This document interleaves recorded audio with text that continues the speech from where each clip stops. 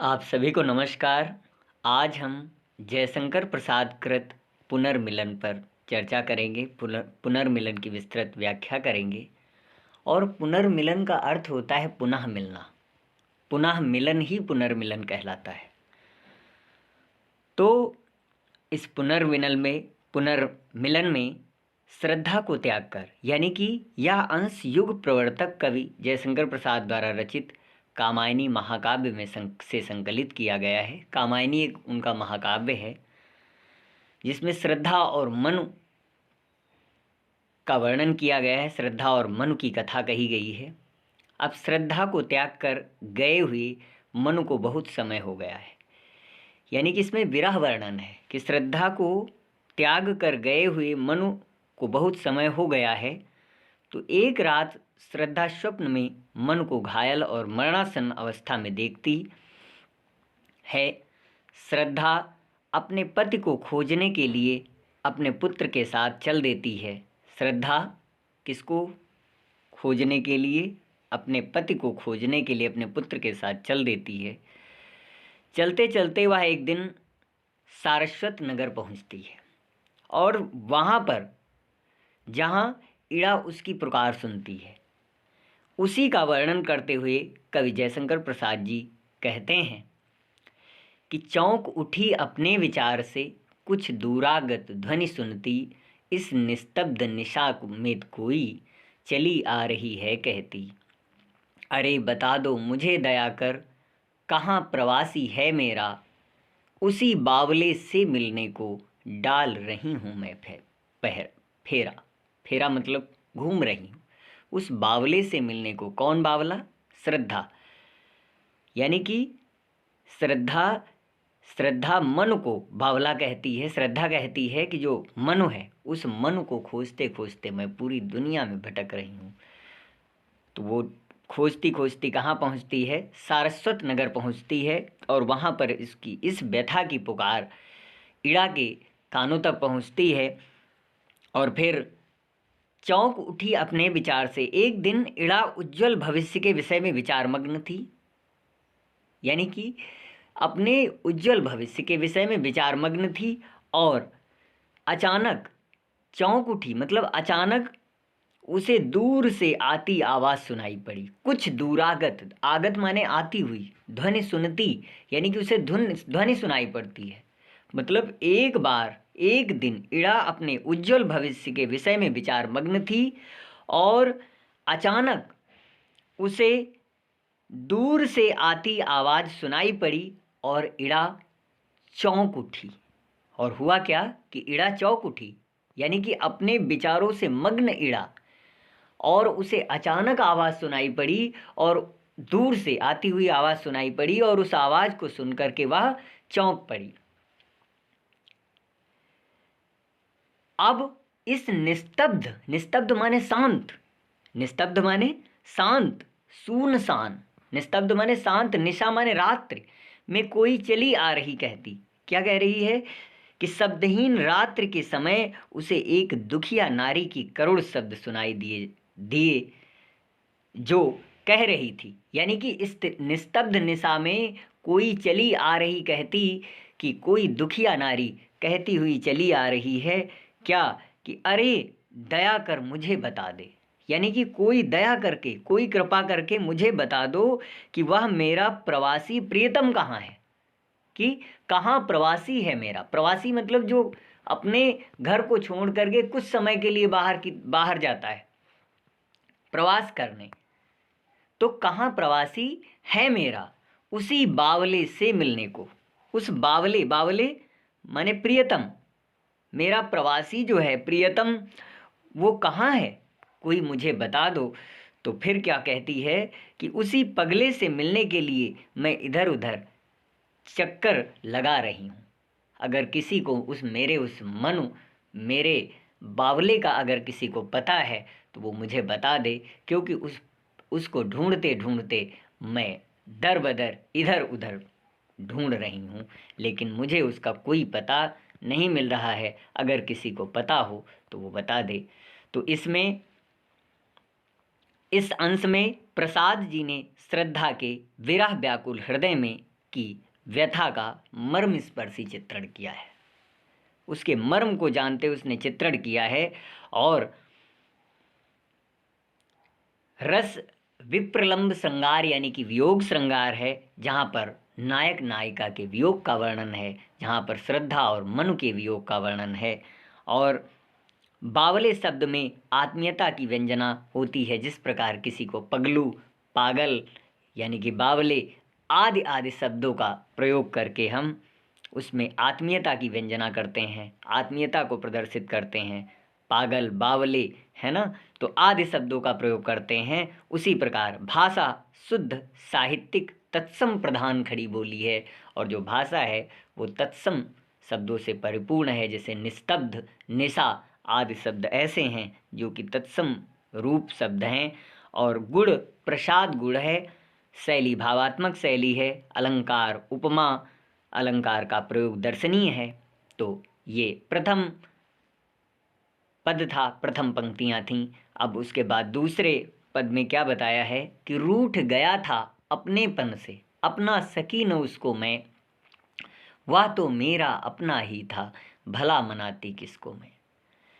यही भूल अब सूल सदृश है, सूल माने पीड़ा, कांटे के समान है। यही भूल अब सूल सदृश हो, साल रही उर्मे मेरे, कैसे पाऊंगी उसको मैं।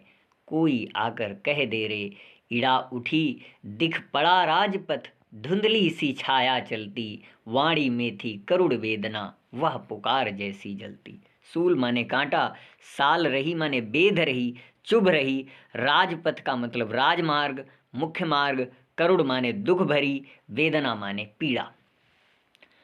तो इन पंक्तियों में बताया गया है कि प्रसंग है कि मनु श्रद्धा से रूठ गए थे। मनु जो थे वो श्रद्धा से रूठ गए थे, और श्रद्धा एक स्वप्न देखकर उन्हें खोजने के लिए निकल पड़ती है। मतलब एक स्वप्न में, स्वप्न देख कर के उन्हें खोजने के निकल पड़ती है। इड़ा दूर से आती हुई श्रद्धा की आवाज़ सुनती है, और श्रद्धा कह रही थी कि मैं अपने बिछड़े हुए प्रियतम से मिलने के लिए भटक रही हूँ। क्या कहा कि मैं ऊपर की पंक्तियों में आपने देखा कि मैं अपने प्रियतम को खोज रही हूँ, तो उसमें क्या बताया गया कि वह अपने प्रियतम से मिलने के लिए भटक रही है। व्याख्या है कि श्रद्धा कहती है वह मेरा प्रियतम अपनेपन अर्थात अपने स्वाभिमान के कारण रूठ गया था अपनेपन से, यानी कि वो अपने स्वाभिमान, श्रद्धा कहती है कि मनु अपने स्वाभिमान के लिए मुझसे रूठ गया था, और उसके समय में उस समय मैं उसे मना नहीं सकी, और मैं मनाती भी किसको, यानी कि उस समय वह मुझसे रूठ गया था। उसका स्वाभिमान अपनेपन, अपनापन का मतलब स्वाभिमान की वजह से वो रूठ गया, और जिसे मैं उसको मना ना सकी। फिर आगे है, वह तो मेरा अपना ही था।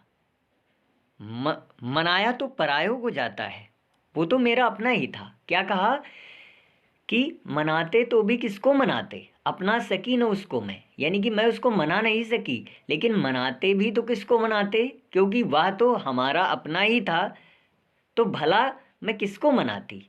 यानी कि जो व्यक्ति अपना ही हो और जिसमें स्वाभिमान की वजह से रूठ गया हो, उसको कैसे मनाए, और मनाए भी कैसे, क्योंकि वो तो अपना है, वो पराया तो है नहीं, तो उसे किस प्रकार मनाया जाए। फिर श्रद्धा कहती है कि मुझसे यही भूल हुई, यही भूल अब सूल सदृश हो, सदृश माने समान, तो मुझसे यही भूल हुई है कि मैंने उसे मनाया नहीं, कि ये जो भूल है ये मुझसे भूल हुई है और मैंने उसे मनाया नहीं है, और वह भूल ही मुझे कांटे के समान बेध रही है। साल रही उर में मेरे, उर माने हृदय में, वह मेरे हृदय में वो सूल सदृशी वे, वह हमारी भूल एक कांटे के समान हो गई, और जिस वह सूल, वह पीड़ा मुझे मेरे हृदय को बेध रही है, कैसे पाऊंगी उसको मैं। और फिर क्या है कि कैसे पाऊंगी उसको मैं। अब मैं उसे अब कैसे पाऊंगी, कोई तो आकर मुझे बता दे रे। कोई मुझे यह बता दे कि मैं उसको कैसे मनाऊं और मैं उसे कैसे प्राप्त करूं, क्योंकि वो हमसे बहुत ही नाराज हो गया है और उसकी हम मेरी इसी भूल के कारण, मैंने जो भूल की है वो कांटे के समान मेरे हृदय को बेध रही है। कोई मुझे राह बता दे, कोई मुझे मार्ग बता दे कि मैं उसे किस प्रकार मनाऊं। इड़ा उठी दिख पड़ा राजपथ। और क्या कहती है कि इस आवाज को सुनकर इड़ा जाग उठी। इड़ा उठी दिख पड़ा राजपथ। इस आवाज को सुनकर के इड़ा उठी और उसे राजपथ दिख गया। उसने राजमार्ग की ओर देखा, रास्ते की ओर देखा। और क्या मेरी यही भूल अब। और फिर क्या कहती, राजमार्ग देखा और राजमार्ग पर चलती हुई उसे एक धुंधली सी छाया दिखाई पड़ी। इड़ा उठी दिख पड़ा राजपथ।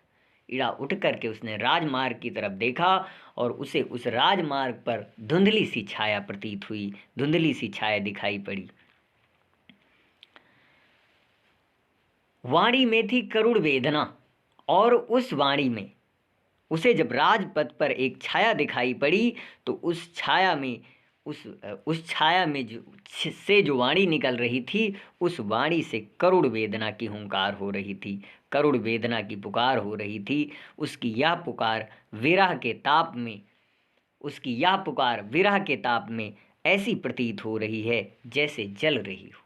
यानी कि उसके शब्दों में ऐसी पुकार जिससे कि ऐसा प्रतीत होता है कि एक वियोगिनी अपने वियोग में जल रही है, ऐसा प्रतीत होता है। प्रसाद जी ने यहाँ नारी हृदय की व्यथा और रिश्तों के बीच उत्पन्न होने वाले संदेहों और उनके कारणों को अभिव्यक्त किया है कि नारी की व्यथा जो उसने भूल की थी, अब उसे वह भूल एक कांटे के समान लग रही है। तो इसको अभिव्यक्त किया है। श्रद्धा को अपने पति को ना मनाने का पश्चाताप उभर कर सामने आया है। गुड़ श्रृंगार रस है, क्योंकि यहाँ पर एक मिलन की बात की गई, एक पीड़ा की बात की गई। क्यों? और अलंकार उपमा अलंकार है, भाषा शुद्ध साहित्यिक खड़ी बोली है, गुड़ माधुर्य है और शैली भावात्मक शैली है, भावों की व्यंजना की गई है, भावों को बताया गया है। फिर आगे है कि शिथिल शरीर, शिथिल माने शिथिल हो जाना, शिथिल शरीर वसन विशृंखल, कबरी अधिक अधीर खुली, छिन्न पत्र मकरंद लुटी सी, ज्यों मुरझाई हुई कली, नौ कोमल अवलंब साथ में, वय किशोर उंगली पकड़े, चला आ रहा मौन धैर्य सा, अपनी माता को जकड़े। शिथिल माने ढीला, शिथिल शरीर, हमारा शरीर ढीला हो गया है। और वसन, वसन माने कपड़े, तो हमारा शरीर ढीला हो गया है। इसमें जो श्रद्धा है वो क्या कहती है? श्रद्धा कहती है कि अपने बिछड़े हुए पति की खोज में भटक रही है। मतलब श्रद्धा जो है अपने बिछड़े पति की खोज में भटक रही है और कहती है इड़ा ने दूर, और इसमें बताया है प्रसाद जी ने कि इड़ा ने दूर के अंधेरे से राजमार्ग पर चलती हुई श्रद्धा को देखा और उस श्रद्धा को देखते हुए उसका शरीर शिथिल था, उसका शरीर ढीला था, वस्त्र भी अस्त व्यस्त हो रहे थे। वशन माने वस्त्र, विशृंखल, विशृंखल एक श्रृंखला में नहीं, इधर उधर थे, अस्त व्यस्त थे। और वेणी, वेणी यानी कि कबरी, वेणी खुल गई थी और बाल बिखरे हुए थे और उनके शरीर के जो वस्त्र थे वो अस्त व्यस्त थे। और क्या हुआ था कि वेणी खुल गई थी और बाल बिखरे हुए थे और छिन्न पत्र, और वह उस मुरझाई हुई कली के समान थी। यानी कि अधिक अधीर खुली और छिन्न पत्र मकरंद, वह उस मुरझाई हुई कली के समान थी जिसकी पंखुड़ियां टूट गई हों तथा मकरंद भी लुट गया हो, उसकी सुगंध लुट गई हो। उस पुष्प के समान वो दिख रही थी। कौन? श्रद्धा है ना, छिन्न, छिन्न भिन्न पत्र, पत्तों के समान। मकरंद, मकरंद माने उसकी सुगंध लुटी सी, जिस प्रकार एक पुष्प की मुरझाई हुई कली, यानी कि ज्यों मुरझाई कली के समान वो छिन्न भिन्न थी, उसमें मकरंद नहीं थी, उसमें सुगंध नहीं थी। और फिर क्या हुआ कि उसके साथ में मानव नाम का सुकुमार किशोर चल रहा है, यानी कि वह किशोर, वह किशोर एक किशोर, किशोर लड़का, एक किशोर उंगली पकड़े एक मानव नाम का किशोर उसके साथ चल रहा है। नव कोमल अवलंब साथ में, नव कोमल यानी कि नव युवक, एक कोमल, एक सुकुमार उसके साथ में चल रहा है। कैसे? उंगली पकड़ करके। वह अपनी चला आ रहा मौन धैर्य सा, और बिल्कुल मौन, बिल्कुल शांत होकर के धैर्य के साथ अपनी माँ की उंगली पकड़ करके चला आ रहा है। जकड़े हुए है कौन? मानव, जो कि उसका पुत्र था। काव्यगत सौंदर्य में इसमें बताया गया है कि प्रिय के विरह की व्यथित श्रद्धा की दीन दशा, प्रिय के विरह में व्यथित श्रद्धा की दीन दशा का चित्रण इस पद में किया गया है। रस श्रृंगार रस है, अलंकार अनुप्रास है। अनुप्रास अलंकार जैसे पहली पंक्ति में शिथिल शरीर में अनुप्रास अलंकार है, और उपमा अलंकार है। भाषा शुद्ध तत्सम प्रधान खड़ी बोली है। गुड़ प्रसाद, गुड़ की प्रधानता है।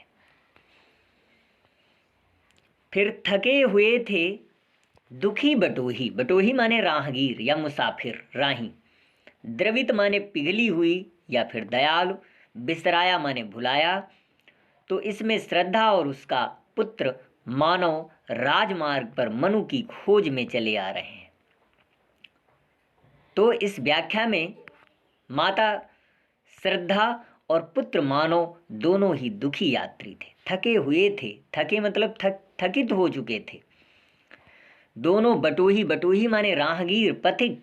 तो दोनों पथिक जो थे वो मानव और श्रद्धा, माता श्रद्धा और पुत्र मानव दोनों दुखी यात्री थे और दोनों थक चुके थे। वे दोनों ही माँ बेटे यानी कि थके हुए थे, दुखी बटोही, वे दोनों ही बटोही, दोनों ही राहगीर, माँ बेटे दोनों थक चुके थे। और खोज रहे थे भूले मन को, भूले यानी कि वे दोनों खोए हुए मन को खोज रहे थे, जिन्हें श्रद्धा ने स्वप्न में घायल होकर लेटे हुए देखा था। यानी कि खोज रहे थे भूले मन को। किसको? मन को, जो कि एक घायल व्यक्ति की समान, एक घायल स्वप्न में जिसको घायल लेटे हुए देखा था, उस मन को श्रद्धा और उसके पुत्र मानो दोनों खोज रहे हैं, जिसे उन्होंने स्वप्न में देखा था। इड़ा आज कुछ द्रवित हो रही दुखियों को देखा उसने। इड़ा जो थी वो बहुत ही दुखी हो गई। आज उसे दुख हुआ। दुख क्यों हुआ? क्योंकि उन दुखियों को देख करके उसे कष्ट हुआ। इस कारण आज वह करुणा से द्रवित हो रही है। दुखियों को देखा उसने, इड़ा आज कुछ द्रवित हो रही, उस करुणा को देख करके वो द्रवित हो गई। और उसकी वजह से, किसकी वजह से? उन दुखियारियों को देख करके, उन दोनों दुखी को देख करके वो द्रवित हो गई।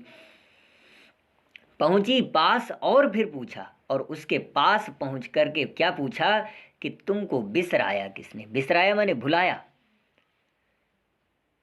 इसी कारण आज करुणा से द्रवित हो रही थी, और वह उन दोनों के पास पहुंची और उनसे पूछा कि तुम्हें किसने भुला दिया है? पहुंची पास, किसके? मानो और श्रद्धा के पास पहुंची, और फिर उसने पूछा कि तुमको किसने बिसराया है, तुमको किसने भुला दिया है? इस पद में इड़ा की करुणा स्वाभाविक है, रस करुण रस है, अलंकार अनुप्रास है, भाषा शुद्ध साहित्यिक खड़ी बोली है, प्रसाद यानी कि गुड़ जो है वो माधुर्य है। फिर अंतिम पद को पढ़ेंगे, पांचवा है, इसके बाद और भी हैं तो आगे अगले वीडियो में चर्चा करेंगे। इस रजनी में कहाँ भटकती? रजनी माने रात्रि, इस रजनी में कहाँ भटकती जाओगी तुम बोलो तो, बैठो आज अधिक चंचल हूँ, व्यथा गांठ निज खोलो तो। व्यथा माने समस्या, गांठ माने समस्या की गांठ खोल करके, निज माने अपनी, मुझे बता दो। जीवन की लंबी यात्रा में खोए भी हैं मिल जाते, जीवन है तो कभी मिलन है, कट जाती दुख की रातें। तो रजनी माने रात्रि, व्यथा गांठ माने पीड़ा की पोटली, अपने दुख की व्यथा, अपने पीड़ा की, अपने दर्द की पोटली आज खोल दो, जिससे कि तुम्हारा दुख हल्का हो जाए। तो प्रसंग है, इड़ा श्रद्धा के दुख को देखकर द्रवित हो जाती है और उससे उसके दुख का कारण पूछती है। व्याख्या है कि इस रजनी में कहाँ भटकती जाओगी तुम बोलो तो। इड़ा पूछती है कि तनिक यह बताओ कि तुम इस अंधकारपूर्ण रात्रि में इस तरह भटकती हुई कहाँ जाओगी, इस रजनी में कहाँ भटकती जाओगी तुम बोलो तो। इड़ा ने कहा कि इस अंधकारपूर्ण रात्रि में बताओ तुम भटकती हुई कहाँ जाओगी, तुम्हें कहाँ जाना है, कहाँ किसको ढूंढोगी। मैं भी दुख में अधिक बेचैन हूँ, बैठो यानी कि बैठो आज अधिक चंचल हूँ, मैं अधिक बेचैन हूँ, किसमें, दुख में, इसलिए तुम मेरे पास बैठकर अपनी वेदना का कारण बताओ। व्यथा गांठ निज खोलो तो, बैठ जाओ हमारे पास, क्योंकि आज मैं भी बहुत दुखित हूँ और उस दुख को हमारे समाप्त करो और अपनी व्यथा, अपनी समस्या को हमसे बताओ, अपनी वेदना का कारण बताओ हमें। फिर जीवन की लंबी यात्रा में खोए भी हैं मिल जाते, इस लंबी जीवन की यात्रा में, यानी कि जीवन की यात्रा बहुत लंबी है, अर्थात जीवन बहुत बड़ा है। क्या कहा कि जीवन की इस लंबी यात्रा में, अर्थात ये जीवन जो है बहुत बड़ा है। इस बहुत बड़े जीवन में, इस जीवन की लंबी यात्रा में जो खोए भी होते हैं वो भी एक ना एक दिन मिल जाते हैं। लेकिन तुम कहाँ तक उनको खोजोगी, कहाँ तक उनकी तलाश करोगी। अगर जीवन है तो कहीं, जीवन है तो कभी मिलन है, कट जाती दुख की रातें। अगर कहीं पर भी जीवन है तो मिलन भी संभव होगा, मिलन भी होगा, परेशान होने की ज़रूरत नहीं है। क्यों? क्योंकि धीरे धीरे दुख की रात्रि स्वतः समाप्त हो जाती है। एक और पंक्ति है जयशंकर प्रसाद की जी की कि दुख की पिछली रजनी के बीच विकसता सुख का नवल प्रभात। अगर आज दुख है तो अगले दिन सुख भी आना है।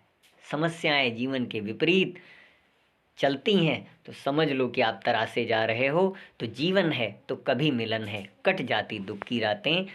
इसमें प्रसाद जी ने दुखी व्यक्तियों द्वारा एक दूसरे के दुख को बांटने का बड़ा मनोवैज्ञानिक चित्रण किया है। अलंकार अनुप्रास तथा रूपक है, भाषा शुद्ध संस्कृत निष्ठ परिमार्जित भाषा, गुण प्रसाद गुण है। तो आज के वीडियो में हम पुनर्मिलन पर इतनी ही चर्चा करेंगे। अगले वीडियो में शेष बचे इसके पदों पर चर्चा करेंगे। तो वीडियो अगर पसंद आए तो आप सभी शेयर करें। बहुत बहुत धन्यवाद।